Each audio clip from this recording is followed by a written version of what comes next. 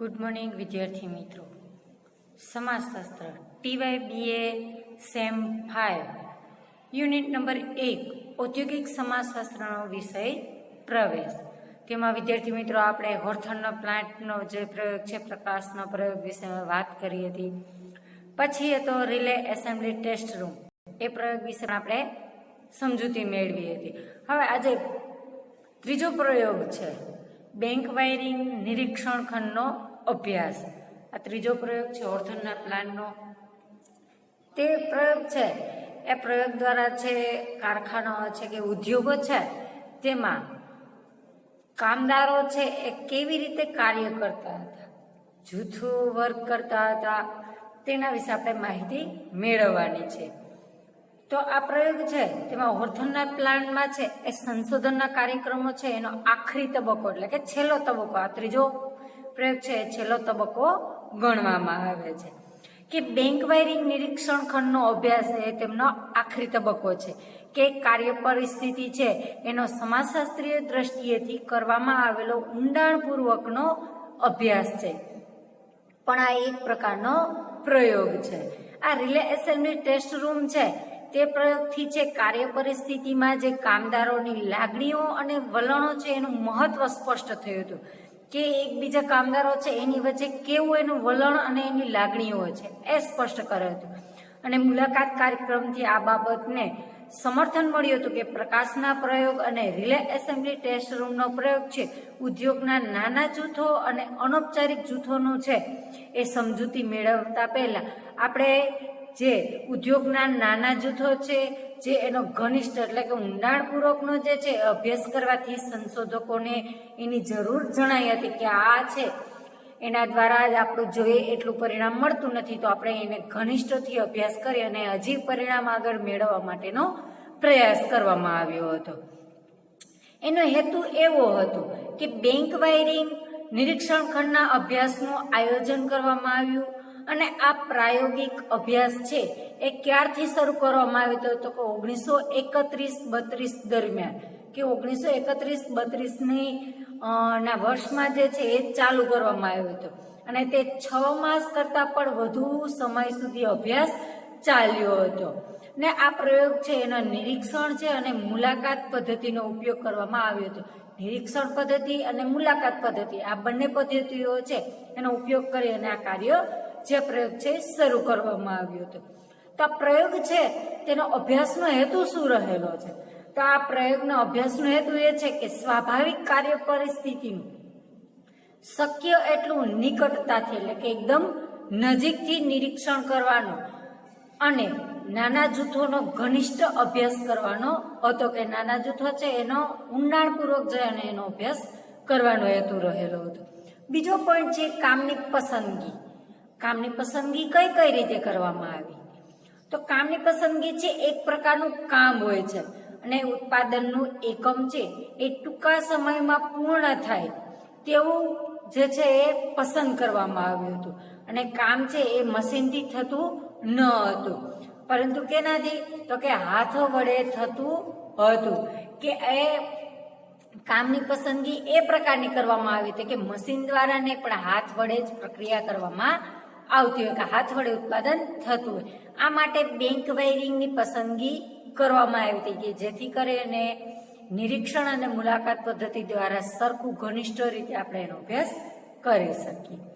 ત્રીજો પોઈન્ટ છે પ્રયોગખંડ અને પ્રયોગ જૂથની પસંદગી કે પ્રયોગખંડ છે અને તેને પ્રયોગ જૂથ છે એની પસંદગી કઈ રીતે કરવાની? તો કે અભ્યાસનો હેતુ જે છે એના પરથી સિદ્ધ થાય છે કે એમાં આવશ્યક નિરીક્ષણો છે એ કારખાનામાં શક્ય ન હતા કે જેટલા જરૂરિયાતો નિરીક્ષણો હતા એ કારખાના માટે શક્ય નહોતા. એટલા માટે બેંક વાયરિંગ કામની જે છે એક ખાસ પ્રકારનો પ્રયોગખંડની પસંદગી કરવામાં આવી અને આ પ્રયોગખંડમાં છે સ્વાભાવિક કાર્ય પરિસ્થિતિ ઊભી કરવામાં આવી. સ્વાભાવિક રીતે છે બધા પોતાની રીતે કાર્ય કરી શકે. અને કામદારોના જૂથોની પસંદગી કરવા માટે કારખાનામાંથી કામદારોની લાક્ષણિક જે નિદર્શન છે એનું પણ પસંદગી કરવામાં આવ્યું હતું. ને આ જૂથની પસંદગી કરવામાં ખાસ કાળજી લેવામાં આવી હતી. શા માટે? તો કે એના ઉપર પ્રયોગ કરવાનો હતો એટલા માટે. આ પ્રયોગ માટે કારખાનામાં જે કામ કરતા કામદારો છે એમાંથી 14 કામદારોની પસંદગી કરવામાં આવી હતી. 14 જેટલા વ્યક્તિઓ કે જે કામદારો છે એની પસંદગી કરી હતી. તો તે પ્રયોગ જૂથ છે એનું બંધારણ કેવું હતું, એટલે કે આ 14 કામદારો છે એની કઈ રીતે વહેંચણી કરવામાં આવી હતી. તો પ્રયોગ જૂથનું બંધારણ. ચોથો પોઈન્ટ, તો આ પ્રયોગ છે એમાં કુલ 14 કામદારો છે એની પસંદગી કરી હતી અને તે કામદારોના 3 જૂથોમાં વહેંચવામાં આવ્યા હતા. તો કે કયા કયા? તો કે પહેલું જૂથ છે તેમાં 7 વાયરમેન, તે જુદી જુદી રાષ્ટ્રીયતાના ધરાવતા હતા, એટલે કે પ્રજાભાવ, રાષ્ટ્રીયતા એટલે કે પ્રજાભાવ, એટલે કે અલગ અલગ જે છે એ જુદી જુદી પ્રજાભાવ ધરાવતા જે છે પસંદ કરવામાં આવ્યા હતા, કે 7 વાયરમેન હતા. બીજું જૂથ હતું તો તેમાં 3 શોલ્ડરમેન, એટલે કે જે રેણ કરવાનું કાર્ય કરતા હોય તેવા લોકો, કે શોલ્ડરમેન, જેઓ સમાન રાષ્ટ્રીયતા ધરાવતા હતા. 3 એ 3 કેવા? એક જ સમાન રાષ્ટ્રીયતા. પેલું જૂથ છે એમાં જુદી જુદી રાષ્ટ્રીયતા અને આ બીજું જૂથ છે એમાં સમાન રાષ્ટ્રીયતા, એટલે કે 3 એ 3 છે એક જ રાષ્ટ્રીયતા ધરાવતા હતા. હવે ત્રીજું જૂથ છે એમાં 2 ઇન્સ્પેક્ટર જે છે એ સમાન રાષ્ટ્રીયતા ધરાવતા હતા. આ 2 ઇન્સ્પેક્ટરો છે એની પસંદગી કરવામાં આવી, એ સમાન પ્રકારની રાષ્ટ્રીયતા ધરાવતા હતા. તેમાં પણ પાછું અલગ જે બેંક વાયરિંગ ખંડ છે એમાં પણ પાછું જે છે એનું બંધારણ કરવામાં આવ્યું છે. તો કે 14 વાયરમેનો છે એમાં 10 કામદારો છે પરિણીત અને 4 અપરિણીત હતા. 10 કામદારો પરિણીત અને 4 અપરિણીત હતા, એટલે કે લગ્ન કરેલા હતા ને લગ્ન ન કરેલા હતા. આ કામદારોમાંથી 13 કામદારો ઉપર કુટુંબની જવાબદારી હતી.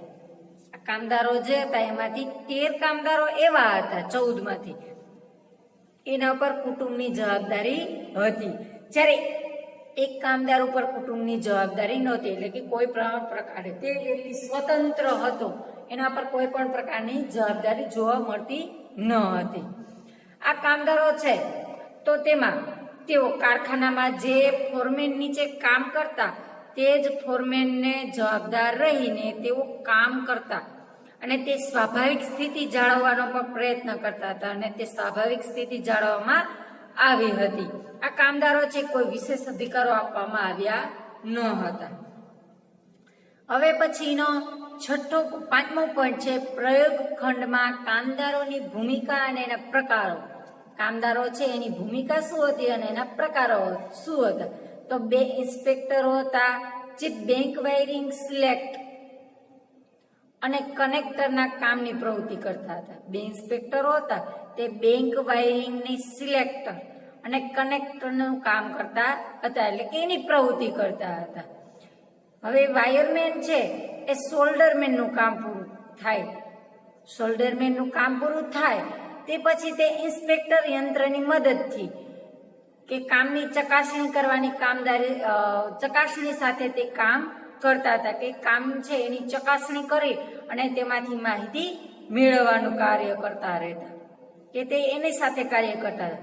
તો આવી રીતના 2 ઇન્સ્પેક્ટરો છે એ વાયરમેન સિલેક્ટનું અને કનેક્ટરનું કામ કરતા હતા અને વાયરમેન જે છે એ શોલ્ડરમેનનું, એટલે કે વાયરમેન છે એ વાયરિંગનું કામ કરે અને શોલ્ડરમેન એટલે કે રેણ કરવાનું કાર્ય કરતા હતા. અને બંને જે ઇન્સ્પેક્ટરો છે એ યંત્રની મદદથી કે કોઈ સાધન છે એની મદદથી તેમજ જો એ કામની ચકાસણી કરવાની કામગીરી થાય સાથે જ તેની કામગીરી પ્રવૃત્તિ ચાલુ રહેતી હતી. આવી રીતના છે પછીનું કાર્ય, તો કે એમાં સિલેક્ટર અને કનેક્ટર તરીકે બંને કામ કરતા હતા. સિલેક્ટર અને કનેક્ટર તરીકે કામો છે એ બેંક વાયરિંગની ટર્મિનલ્સ સાથે સંકળાયેલા, એટલે કે જે આ પ્રયોગ ખંડ હતો તેમાં જે એક ખંડ હતો એમાં એક ભાગ રહેલો છે તે ટર્મિનલ્સ તરીકેનું કામ તેમાં કરતા હતા અને વાયરિંગનું કામ પણ વાયરમેન કરતા હતા. તે વાયરિંગનું કામ પણ કરતા હતા વાયરમેન અને સિલેક્ટર અને કનેક્ટર બંને સાથે મળી અને પણ આ ટર્મિનલનું કામ કરતા હતા. હવે શોલ્ડરમેન છે એનું કામ ટર્મિનલ સાથે વાયરનું સોલ્ડરિંગ સાથે કે ટર્મિનલ સાથે સોલ્ડરમેનનું હતું અને વાયરિંગનું જે છે વાયરમેન એનું વાયરનું છે એ સોલ્ડરિંગ કરવાનું પણ રેણ કરવાનું પણ કામ હતું. વાયરમેનનું કામ પૂરું થાય એટલે સોલ્ડરમેનનું કામ શરૂ થતું હતું. આવી રીતના દરેક સોલ્ડરમેનને 3 વાયરમેન કરેલા અને વાયરિંગનું સોલ્ડરિંગ કરવાનું પણ તેમને જ રહેતું. જે વાયરિંગનું કામ કરતા તે જ સોલ્ડરમેનનું કામ કરતા હતા. 3 વાયરમેન દીઠ એક સોલ્ડરમેન છે એ નક્કી કરવામાં આવ્યું હતું કે 3 વાયરમેન હતા. જે 3 વાયરમેન આપણે હતા તેમાંથી તેને 9 જે છે એ વાયરમેનનું કામ છે એ સોલ્ડરિંગ કરવાનું હતું. કે એક જે છે 3 દીઠ એક જે છે એ વાયરમેન નિયુક્ત કે સોલ્ડરિંગ તરીકેનો એને નિયુક્ત કરવામાં આવ્યો હતો. તો આ રીતના 3 સોલ્ડરમેન આ જે છે એ વાયરમેન છે એનું કામ કરતા હતા. આ પ્રયોગખંડ છે તેમાં 2 ઇન્સ્પેક્ટર, 9 વાયરમેન અને 3 સોલ્ડરમેન આ 3 છે અલગ અલગ કામગીરી સંભાળતા હતા. એક પ્રકારની નહીં, 3 બધા છે એને અલગ અલગ કામ છે એની સોંપણી કરવામાં આવેલી હતી. આ 3 પ્રકારના કામ છે બિન યાંત્રિક સ્વરૂપના હતા, એટલે કે યંત્ર પર આધારિત ન હતા. કામદારો છે સાદા પ્રકારના છે એ સાધનોનો ઉપયોગ કરતા હતા અને તે પોતાનો જે છે એ કામ ચાલુ રાખતા હતા. બીજા કામોની જેમ ઓટોમેટિક પ્રકારનું કામ નહોતું, એટલે કે જે યંત્રો દ્વારા થતું હતું એવું ન હતું, ઓટોમેટિક નહોતું. 3 પ્રકારના કામદારોનું કામ પરસ્પરાવલંબી હતું. 3 કામ કરતા હતા. 3 જૂથો એકબીજા પર પરસ્પરાવલંબી હતા, એટલે કે એકબીજા ઉપર આધારિત હતા. તો આવી રીતના છે કારખાનામાં ઔપચારિક સામાજિક માળખામાં 14 કામદારો છે એનો દરજ્જો, એની પ્રતિષ્ઠા અને સત્તા છે એ સમાન કક્ષાના હતા. એક જ પ્રકારની એના સત્તા આપવામાં આવેલી હતી. 6થો પોઈન્ટ છે નિરીક્ષણ કરતા અને તેમની ભૂમિકા. નિરીક્ષણ કરતા છે તેમની શું ભૂમિકા હતી કે જે નિરીક્ષણ કાર્ય કરતા હતા તેમની, તો કે બેંક વાયરિંગ રૂમ છે એટલે કે પ્રયોગખંડ છે તેમાં નિરીક્ષણ કરતાને ગોઠવવામાં આવ્યો હતો. શા માટે? તો કે એને નિરીક્ષણ કરવાનું કાર્ય, કે નિરીક્ષણ કરતાને છે એ કામદારોને શિસ્તમાં રાખવા અંગેની સત્તા કે અધિકાર આપવામાં આવ્યો ન હતો. તેમને પ્રયોગ જૂથની સ્પષ્ટતા કરવામાં આવી હતી કે તેને પ્રયોગ જૂથ છે એની એને જાણ કરી દેવામાં આવી હતી. આવી રીતના છે એ તેને સુપરવાઇઝરો છે એને જૂથ કે જૂથના કામ કે તેના વર્તન વિશે કોઈ માહિતી આપવામાં આવી નહોતી. તેના કામદારોના વર્તનમાં જે કંઈ મહત્વના બનાવો બને તેની નોંધ કરવાની રહેતી હતી. કોને? તો કે સુપરવાઇઝરને. એની ભૂમિકા એ પ્રકારની હતી. એક પ્રથમ સપ્તાહ દરમિયાન છે એ કામદારોને તેના મૂળ વિભાગ છે એમાં વર્તન કરતા હતા, કે તેનો જે મૂળ વિભાગ જેમાં હતું એ જ રીતે વર્તન કરતા હતા અને તેમાંથી તે ભિન્ન વર્તન પણ કરતા જણાતા હતા. અલગ અલગ પ્રકારના પણ વર્તન કરતા જણાતા, એટલે કે પહેલું સપ્તાહ એટલે કે પહેલું વીક.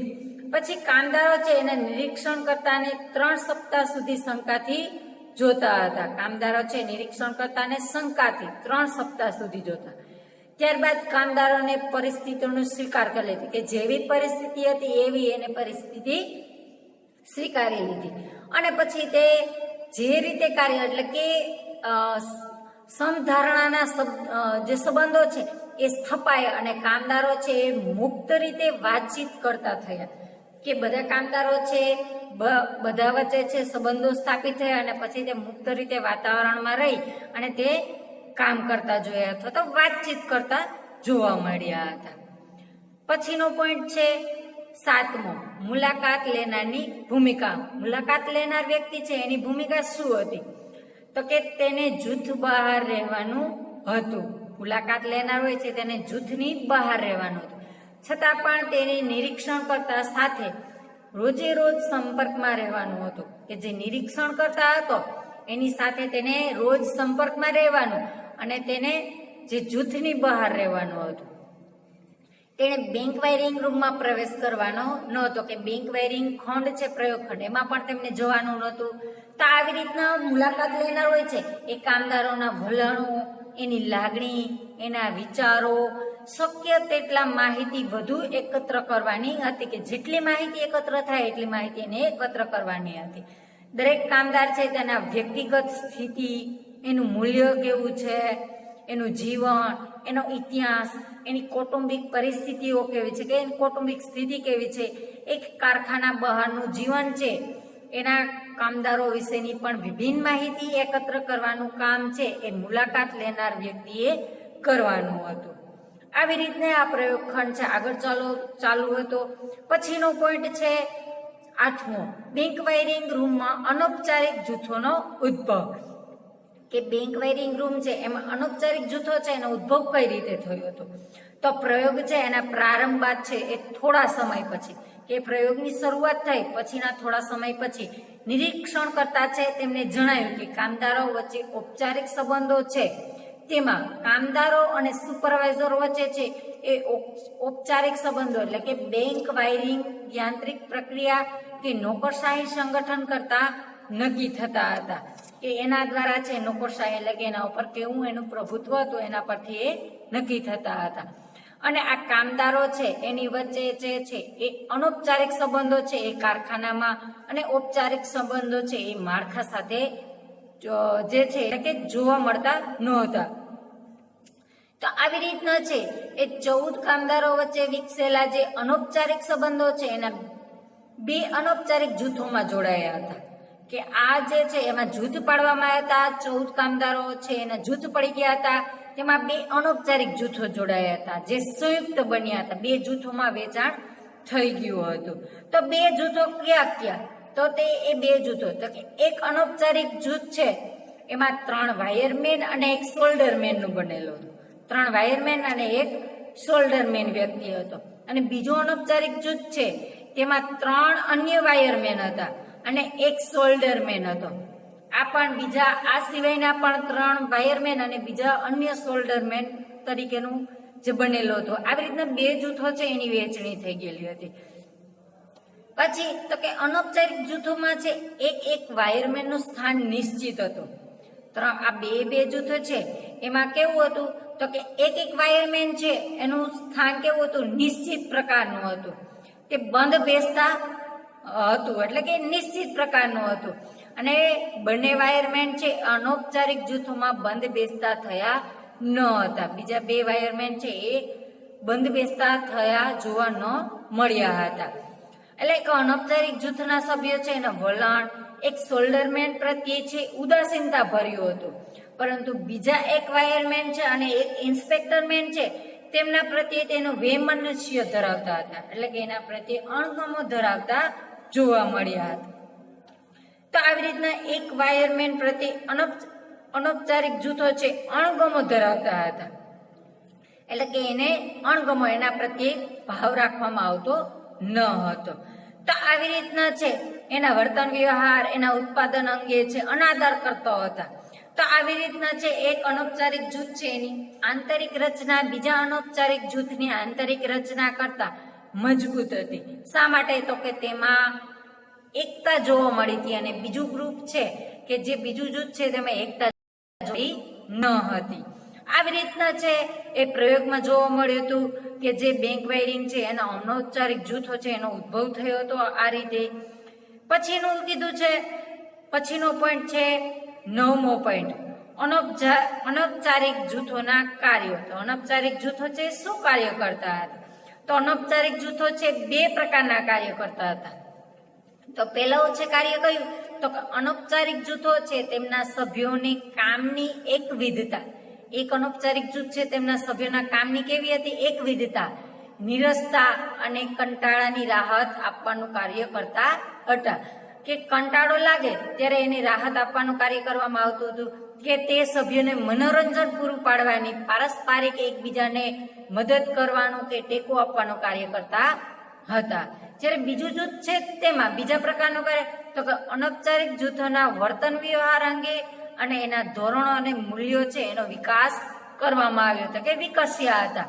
અને તેમની પાસેથી ધોરણો અને મૂલ્યોનું પાલન કરવામાં કે જે પ્રકારના નીતિ નિયમો કરેલા હતા અને જે મૂલ્યો નિશ્ચિત કરેલા હતા એ પ્રકારનું પાલન કરવાનું કાર્ય કરાવતા હતા. એટલે કે નિયંત્રણનું કાર્ય કરતું હતું બીજું જૂથ બીજા પ્રકારનું કાર્ય.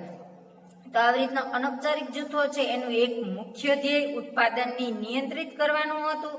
જ્યારે કામદારોને પ્રોત્સાહિત યોજનાના આધારે તેને વેતન પણ મળતું હતું કે જેવું એને પ્રોત્સાહન આપવામાં આવે એટલું જ એને પ્રમાણમાં વેતન આપવામાં આવતું હતું. તો આવી રીતના છે એક કાર્ય છે એ કરવામાં આવતું હતું. તો કે આ અનૌપચારિક જૂથો છે એના ઉત્પાદન પર નિયંત્રણ રાખતા હતા. અનૌપચારિક સામાજિક નિયંત્રણ દ્વારા આવા જૂથો છે એક સંગઠન બન્યું હતું અને તેને બાહ્ય હસ્તક્ષેપ એટલે કે તેઓ બાહ્ય હસ્તક્ષેપ કે દખલગીરી સામે તે રક્ષણ મેળવતા હતા. ને આ રીતે છે ઉદ્યોગોમાં જે વિકસેલી અનૌપચારિક જૂથો છે એ સામાજિક નિયંત્રણનું કાર્ય કરે છે. અને આ પ્રયોગથી એવું પણ સાબિત થાય છે કે આવા અનૌપચારિક જૂથો છે જૂથોના આધારે જે છે એ કાર્ય થતા જોવા મળે છે કે એનું નિયંત્રણ જાળવવાનો પ્રયત્ન પણ કરવામાં આવતો હતો. તો હોર્થોન આજે છે આ ત્રણેય પ્રયોગ છે પ્રકાશનો પ્રયોગ, રિલે એસેમ્બલી ટેસ્ટ રૂમ અને બેંક વેરિંગ ટેસ્ટ રૂમ જે છે તેમાં કાર્ય છે એ પ્રયોગ આધારિત કે આ ત્રણ પ્રયોગ છે એના આધારે થતું હતું કે તે પ્રયોગ છે તેમાં ઉદ્યોગોમાં છે માનવ સંબંધો છે એનું મહત્વ સ્પષ્ટ કરવામાં આવ્યું હતું. અને આ ઉદ્યોગ છે એ વિકસેલા છે એ અનૌપચારિક જૂથોની રચના અને કાર્યમાં વધુ સ્પષ્ટ થયેલા જોવા મળ્યા હતા. અને આ પ્રયોગ છે ઔદ્યોગિક જગતમાં છે એ માનવ સંબંધોની વિચારધારા છે એ વિકસાવી હતી. અને કારખાનાના તાર્કિક અને લાગણીહીન કે ઉદાસીનતા જે છે એ ઔપચારિક સામાજિક માળખામાં છે એ કામદારોને તેમના માનવ સ્વભાવની અભિવ્યક્તિ કે માનવ સ્વભાવ એનો અભિવ્યક્તિની છે એ તક ન હોવાને કારણે અનૌપચારિક જૂથો છે એનો ઉદ્ભવ થતો જોવા મળ્યો હતો કે તેમને પોતાનો માનવ સ્વભાવની અભિવ્યક્તિ કરવાની તક પૂરતી મળી ન હતી અને એના કારણે તે આ બે જૂથો છે એનો ઉદ્ભવ થતો જોવા મળ્યો હતો.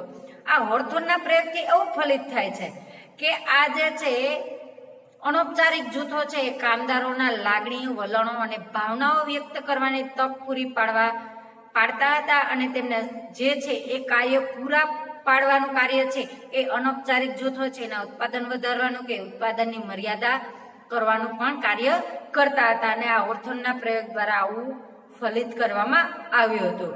સ્નીડર પણ એવું કહે છે કે સમાજશાસ્ત્રી સ્નીડર છે તેમણે પણ કીધું છે કે તેમના ઉદ્યોગોના સમગ્ર સામાજિક સંગઠનોને જોતા માનવ સંબંધોના નમૂનાઓ અને ઉદ્યોગોને જે છે એ નમૂના ઉદ્યોગોને એક બાહ્ય વાતાવરણ સાથે સંબંધિત પરંતુ તે બાહ્ય વાતાવરણથી અલગ પડેલા એક નાના સમાજ તરીકે રજૂ કરે છે.